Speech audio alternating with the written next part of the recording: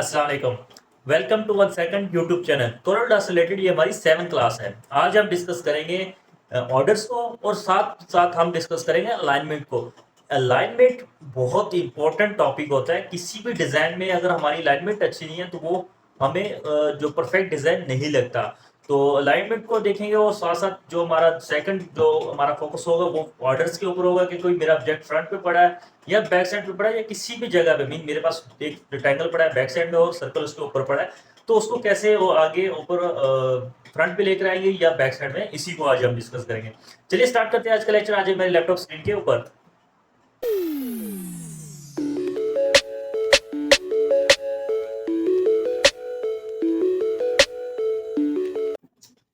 यहाँ पे मेरे पास सिंपल एक मैं रेक्टेंगल लेता हूँ, ठीक है, और यहाँ से मैं उसको कलर लाइट ब्लू दे रहा हूँ, ठीक है, ब्लू दे दिया। उसके बाद में जो इसका स्ट्रोक है वो मैं इसको स्ट्रोक को फिलहाल 0 कर रहा हूँ, नन कर रहा हूँ, ठीक है। और यहाँ पे मैं एक और लेता हूँ सर्कल, ठीक है, मैंने सर्कल ले लिया, सर्कल को मैंने लाइट ग्रीन कलर दे दिया, ठीक है, और इसका भी स्ट्रोक मैंने फिल बंद कर दिया, ठीक है। अब तो मेरे पास देखिए मेरे पास दो ऑब्जेक्ट है, ठीक है। मैं चाह रहा हूँ अभी जो मेरे पास करंट कंडीशन है वो ब्लू कलर है, ठीक है, ब्लू कलर जो बैक साइड पे और ग्रीन कलर मेरे टॉप के ऊपर है, ठीक है। मैं चाह रहा हूँ कि ये जो ग्रीन कलर है, ठीक है, ये बैक साइड में चले जाए, ठीक है। यहाँ पे मेरे पास ऊपर वाली छाप है टॉप के ऊपर जहाँ पे मेरा कर्सर है, ठीक है, यहाँ पे बोलेगा टू बैक ऑफ लेयर, ठीक है।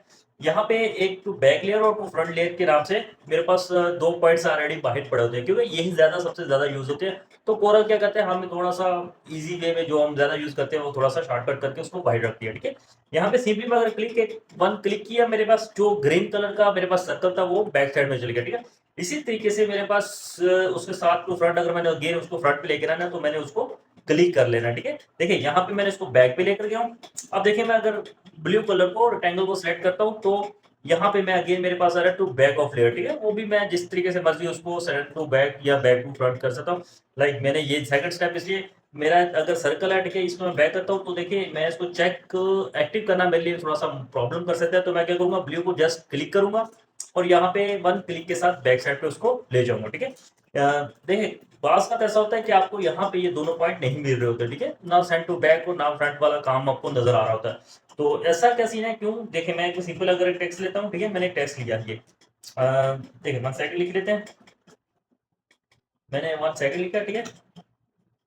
और अगर मैं इसको इस टेक्स्ट को उठा के फॉन्ट भी थोड़ा सा चेंज कर लेते हैं, मैं इस वाले टेक्स्ट को उठा के इस जगह पे अगर लेकर आता हूँ, ठीक है, जस्ट सिंपली मैं इसको इस जगह पे लेकर आ रहा हूँ, ठीक है। अब देखिए अगर मैं इसको मेरा पास अब टेक्स्ट जो है वो एक्टिव है बट मेरे पास पॉइंट्स मुझे नहीं मिल रहे, ठीक है। तो हम क्या करेंगे, आपको अगर वो पॉइंट्स यहाँ पे नहीं मिलेगा तो आप यहाँ पे आएंगे, ठीक है, लाइक दिस ऑब्जेक्ट में जाने के बाद आपके पास ऑर्डर आता है, ठीक है। ऑर्डर्स में आपके पास काफी ऑप्शंस आ मिले, back one two back of layer, ठीक है, टू बैक ऑफ पेजेस, ये मेरे पास आपको ऑप्शन यहाँ पे मिल जाते हैं, ठीक है। अब जो मेरा टेक्स्ट था वो दोनों साइड के बैक साइड में चलेगा, सबसे एंड में मेरे पास टेक्स्ट चलेगा, ठीक है।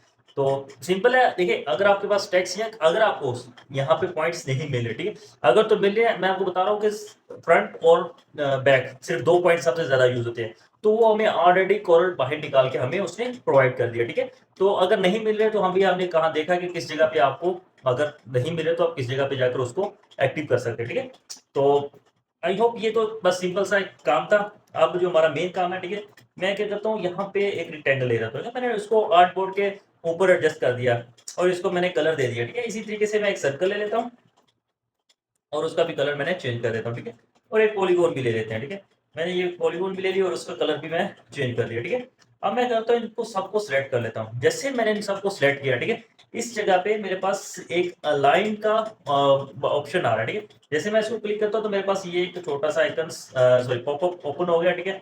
अब यहाँ पे मेरे पास क्या सीन है, यहाँ पे लाइन लेफ्ट अगर मैं क्लिक करता हूँ, ठीक है, जैसे मैंने लाइन लेफ्ट क्लिक किया तो मेरा सबसे ब्लू ऑब्जेक्ट पड़ा होता सबसे फ्रंट में। देखिए मैं कंट्रोल जी करता हूँ, यहाँ पे मेरा लेफ्ट साइड में कौन सा ऑब्जेक्ट पड़ा है, ब्लू, ठीक है। उसकी जो लेफ्ट साइड की बाउंड्री होगी उसको फॉलो करके सब लेफ्ट साइड में आ जाएंगे। क्यों?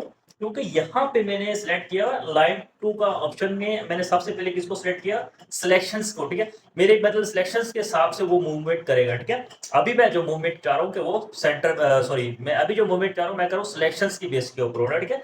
तो यहाँ पे मेरे पास हॉरिजेंटली मैं अगर क्लिक करता हूँ तो वो टेक्स्ट के ऊपर आ रहा है, ठीक है। मैं चाह रहा हूँ कि सारे एक दूसरे के ऊपर आ जाए, ठीक है, सेंटर पॉइंट के हिसाब से। तो मैं इसको हॉरिजॉन्टली भी क्लिक कर लूंगा और वर्टिकली भी क्लिक कर दूँ। अब ये दोनों का सेंटर पॉइंट, मतलब दोनों का नहीं, तीनों का सेंटर पॉइंट एक ही है, ठीक है। और यहाँ पे और भी चीजें मूवमेंट जितनी भी है सारी सिलेक्शंस की बेस के ऊपर हो रही है। और किसको सिलेक्शन ले रहे हैं, ब्लू वाले को, ठीक है। सब उसके हिसाब से मूवमेंट कर रहे हैं, ठीक है। और यहाँ पे देखिए मेरे पास सारा हो गया, ठीक है। अब मैं करता हूँ कंट्रोल जी करके बैक करता हूँ, इनको अगेन थोड़ा सा सॉरी इसको थोड़ा सा अलग करके रखे, ठीक है। मैं करता हूँ इनको एक को इस जगह पे, एक को इस जगह पे और एक मतलब सेपरेट करके मैंने रखा, ठीक है। ऐसे मैंने सिलेक्शंस ली सबकी, ठीक है। और यहाँ पे मैंने चेक किया हुआ था पहले अलाइन टू सिलेक्शन, ठीक है। हाँ, अगर आप दो ऑब्जेक्ट को एक दूसरे, जैसे मेरे पास ये सेपरेट पड़े हुए हैं ना, तो आप सिंपली अलाइन टू सिलेक्शंस के हिसाब से, मतलब आप चाह रहे हैं कि सारे एक ही सेंटर पॉइंट में आ जाए। हाँ, अगर आर्टबोर्ड के हिसाब से चाह रहे हैं तो जाहिर सी बात है हम सेकंड सिलेक्ट कर लेंगे, ठीक है। ये वाला जैसे पेज एजिस के ऊपर, ठीक है। अगर आप पेज एजिस के ऊपर क्लिक करता हूँ, ठीक है, तो अब मैं लेफ्ट करता हूँ तो सारे पेज एजिस के हिसाब से लेफ्ट साइड में मूव करे। पहले क्या हो रहा था, ऑब्जेक्ट के हिसाब से मूवमेंट हो रही थी, बट अब वो पेजेस के हिसाब से मूवमेंट हो रही है। अगर मैं कंट्रोल जी कर लेता हूँ, ठीक है, और यहाँ पे हॉरिजॉन्टली मैं इसको लेकर आ रहा हूँ। मैं चाह रहा हूँ कि ये कैनवस है जो पेजेस है इसके बिल्कुल सेंटर में मेरे सारे ऑब्जेक्ट आ जाए। तो मैं पहले हॉरिजॉन्टली इसको कर लूंगा, ठीक है, और यहाँ से वर्टिकली। आप देखें ये तीनों पॉइंट्स जो तीनों ऑब्जेक्ट है वो बिल्कुल सेंटर पॉइंट पे आ गए, ठीक है। यहाँ पे थोड़ा सा कट करना,